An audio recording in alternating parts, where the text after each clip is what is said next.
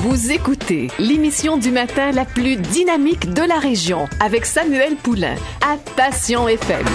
Il y en a d'autres qui aiment peut-être ça le Québec, mais qui ont quand même décidé de quitter la province il y a quelques années. Et c'est entre autres l'initiation depuis le 24 juin 2005, il y a un site internet qui s'appelle quitterlequebec.com. Et ces jours-ci, ça revient dans l'actualité parce qu'on refait une refonte de ce site internet-là qui parle justement des avancées qu'on peut faire en quittant le Québec, qu'on soit médecin, infirmière, actuaire, ingénieur ou de d'autres professions. On sait que l'exode des cerveaux québécois est un phénomène bien réel et il y a des gens qui invitent justement à certaines personnes à quitter le Québec. J'ai au bout du fil Yannick l'Italien. Il est un des porte-parole de quitterlequebec.com et on l'a rejoint du côté de Hong Kong ce matin. Bon matin, Monsieur l'Italien.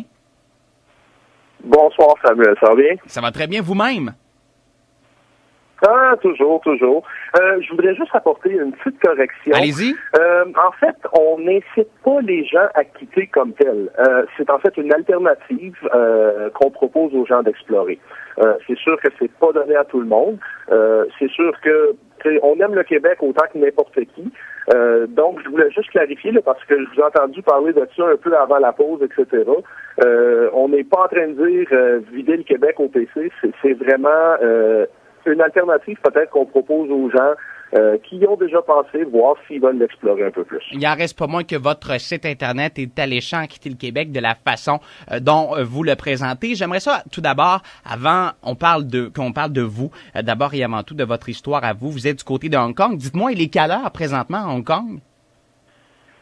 À Hong Kong, il est exactement la même heure qu'il est au Québec en ce moment, sauf qu'on change le AM pour un PM. C'est-à-dire que j'ai 12 heures d'avance sur vous. Parfait. Donc, il est 20h32 du côté de Hong Kong. Dites-moi, Monsieur l'Italien, qu'est-ce qui vous a amené à vivre là-bas?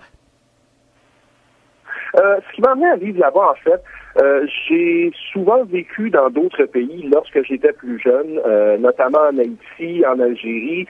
Et Hong Kong, ce qui est arrivé, c'est que mon ex-épouse était originaire d'ici. J'ai eu l'occasion de visiter la ville à 3 reprises et c'est le coup de foudre qui s'est fait. Et puis j'ai tout simplement suivi mon cœur lorsque j'ai eu l'occasion de le faire. Donc, je travaille ici, j'ai une entreprise à mon compte, je fais de la traduction et je fais un autre travail également. Parfait. Qu'est-ce qui vous a amené justement à quitter le Québec d'une façon officielle? Vous parliez de votre ex-épouse, mais qu'est-ce qui fait en sorte que vraiment le Québec, vous avez décidé qu'il ne soit plus dans votre radar? Est-ce que vous revenez à l'occasion des fois? J'essaie de revenir autant que possible une fois par année. Ce qui m'a motivé à quitter, c'est vraiment le désir de voir ailleurs.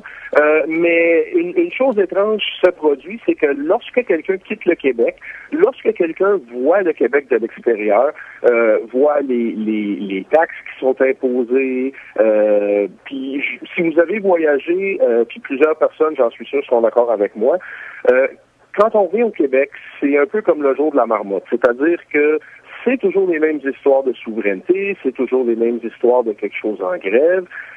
Puis bientôt, là, on a le nouveau Colisée qui va s'ajouter à la ribambelle d'histoires qui finissent plus. Bref, beaucoup de gens s'aperçoivent. Une parenthèse en passant, avant de quitter pour Hong Kong, j'ai quand même habité en Ontario 9 ans, donc j'ai pris un certain recul avant d'être à l'endroit où je suis. Bref, grosso modo, beaucoup de gens s'aperçoivent que au Québec, pour arriver, faut parfois le quitter. C'est pas la solution qui s'offre à tout le monde. Comme j'ai dit plus tôt, on n'incite pas, on s'adresse vraiment aux gens qui veulent. On s'adresse vraiment aux gens qui sont décidés de le faire. Parce que c'est quand même pas une décision qui est légère à prendre non plus. Là. C'est pas tu te réveilles pas un matin sur un coup de tête puis ça va faire, je m'en vais. C'est vraiment un long processus qui, une fois qu'il est enclenché, peut fonctionner, peut ne pas fonctionner. Bref, nous, on est là pour faciliter, si on veut, les Québécois, pour rendre les choses plus faciles, pour apporter des réponses aux Québécois qui désirent faire le mot. Monsieur l'Italien, vous dites que vous n'incitez pas les Québécois à quitter le Québec. Il y a quand même un site Internet qui s'appelle quitterlequebec.com où on a des témoignages de gens qui ont des réussites, qui sont bien à l'extérieur. Dans votre communiqué que vous avez émis cette semaine, vous dites en réponse au mécontentement des Québécois face au dernier budget provincial, le site quitterlequebec.com revient en force. Donc, c'est un peu une réponse aux gens. En tout cas, vous offrez l'option, du moins aux gens, de quitter le Québec. Dites-moi, qu'est-ce qu'on retrouve de plus à Hong Kong? Qu'est-ce qu'on retrouve de plus aux États-Unis qu'on ne retrouve pas au Québec? Parce que on est quand même une terre d'accueil. Le Canada reste un pays aussi où il fait bon vivre. Qu'est-ce qu'on peut retrouver de plus à l'extérieur? Je vous dirais davantage que c'est ce qu'on ne retrouve pas. C'est-à-dire les niveaux de taxation. Oui, est-ce que le Québec, le Canada côté qualité de vie est un excellent endroit? Oui, je suis le dernier à m'astiner là-dessus. Le seul hic, par contre, c'est que c'est parfois fait à des niveaux de taxation qui sont quand même plus hauts que la moyenne. Et puis, si on se met dans la perspective qu'un payeur de taxes est d'ores et avant tout le client d'un pays, parce que ne l'oublions pas, quand on paie, on est client. Donc, lorsqu'on paie des impôts, on paie en fait pour que un pays ait un bon fonctionnement, que ce soit les politiciens, les infrastructures, etc. Et souvent, la conclusion à laquelle plusieurs Québécois hors frontières se rendent compte, c'est que si votre gouvernement, et puis là, je parle du Québec, je parle du Canada également, là, je les mets dans le même dans le même bateau. Si votre gouvernement vous traitait comme, si une entreprise privée vous traitait comme votre gouvernement le fait, est-ce que vous feriez affaire avec cette entreprise privée-là longtemps? Ben, ça dépend. Ça dépend. On peut dire aussi, on paie des impôts parce qu'on est actionnaire du Québec aussi. On est des gens qui participent à la société québécoise. Puis le client n'a pas toujours raison, hein, faut-il le rappeler. Donc, on peut voir ça d'une autre façon aussi, là, quand on paie des taxes. On peut avoir l'impression de contribuer à une société et non seulement dire qu'on est un client et s'asseoir sur notre beigne et attendre un service. Je suis d'accord jusqu'à un certain point, mais voyez-vous, ce qui arrive, c'est qu'un actionnaire peut toujours vendre ses parts. Oui. Si effectivement je suis un actionnaire du Québec ou du Canada, est-ce que donc je peux vendre ma citoyenneté si j'en veux plus? Ou si la valeur en baisse, ou si je ne suis pas d'accord avec la manière que la compagnie fait ses affaires? C'est là aussi qu'il faut marquer la distinction. Mais bref, grosso modo, nous, on est là, en fait, pour apporter des réponses aux gens qui veulent le faire. Ouais. Et oui, on revient en force. Oui, on a fait une refonte du site complet. Et qu'est-ce qui arrive, c'est qu'il y a beaucoup de gens qui, à chaque budget, à chaque hausse d'impôts, à chaque hausse de taxes, vont toujours avoir la même réaction. Bon, cette année, je m'en vais, ça va faire. Beaucoup le font, beaucoup ne le font pas, mais reste que la fuite des cerveaux, des cerveaux, la diaspora québécoise qu'on appelle, est quelque chose de très présent.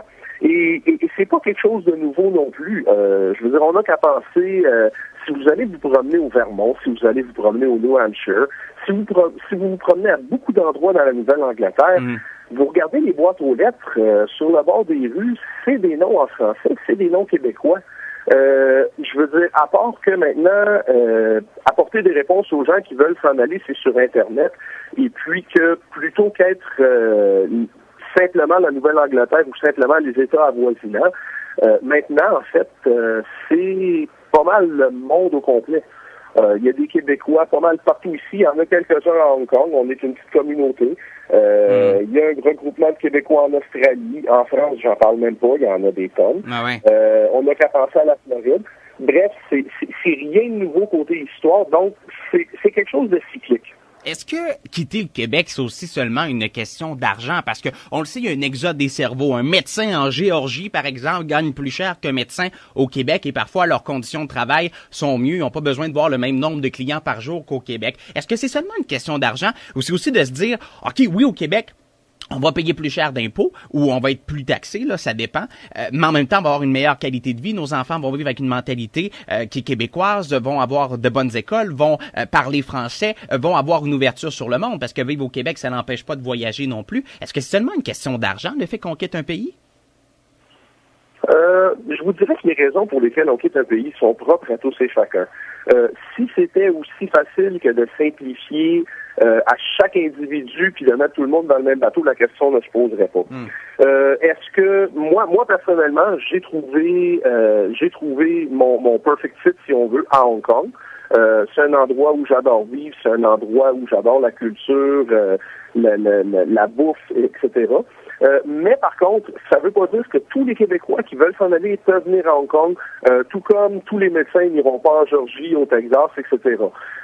C'est vraiment de trouver sa place dans le monde. Je ne reproche pas aux Québécois qui restent aux Québécois de rester au Québec, loin de là. Mais pour répondre à ce que vous disiez, est-ce que l'argent joue un certain facteur? Je vous dirais que oui.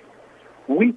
Pourquoi? Parce que, bon, c'est sûr que l'argent n'est pas ce qui compte dans la vie, mais par contre, quand tu en as plus dans tes poches, à la fin du mois, ça fait quand même une différence.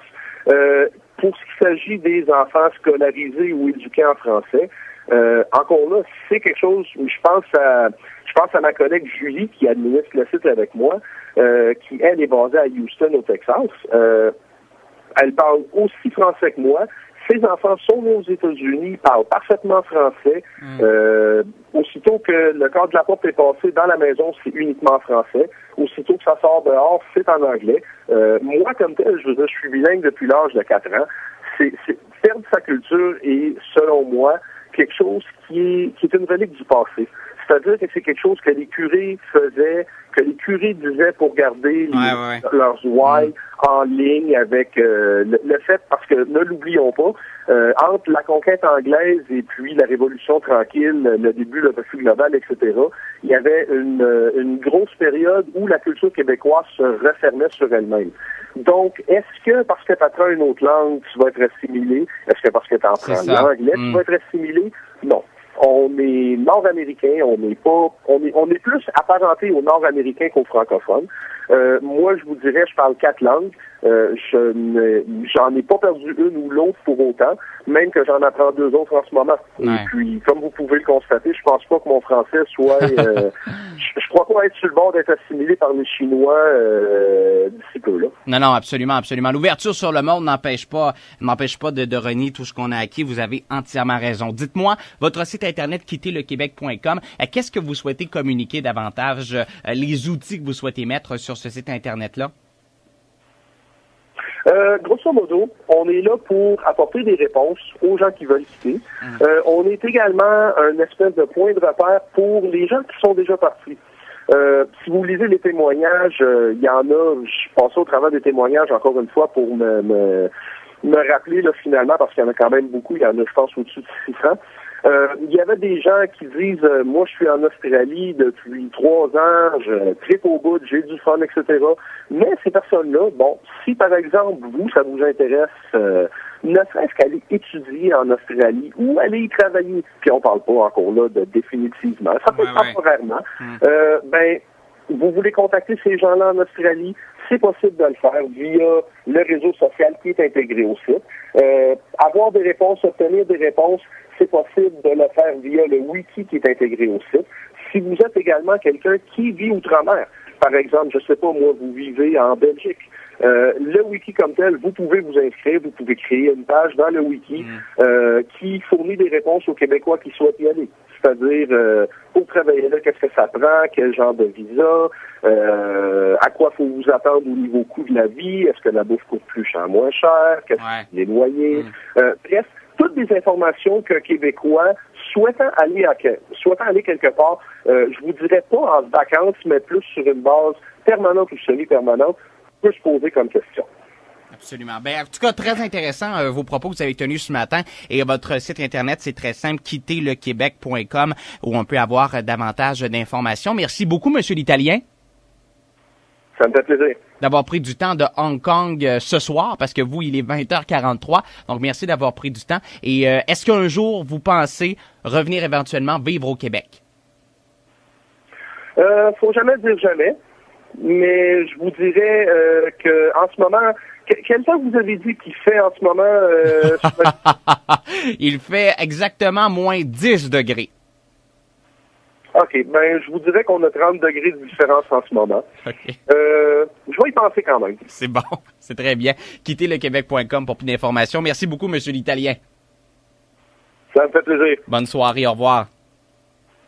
Yannick l'Italien, les porte-paroles du site internet quitterlequebec.com. Il nous parlait de Hong Kong, là où il vit depuis déjà plusieurs années. Et ce site internet, finalement, qui vise à mieux outiller les personnes qui souhaitent quitter le Québec. Dans les prochaines minutes, France d'amour qui s'en vient en musique. Mais pour l'instant, une fille qui a bien du fun aux États-Unis, entre autres à Nashville. Voici André Waters et One Day sur les ondes de votre nouvelle passion, Passion FM. Bon mardi matin tout le monde. One day alone and happy, one day je partirai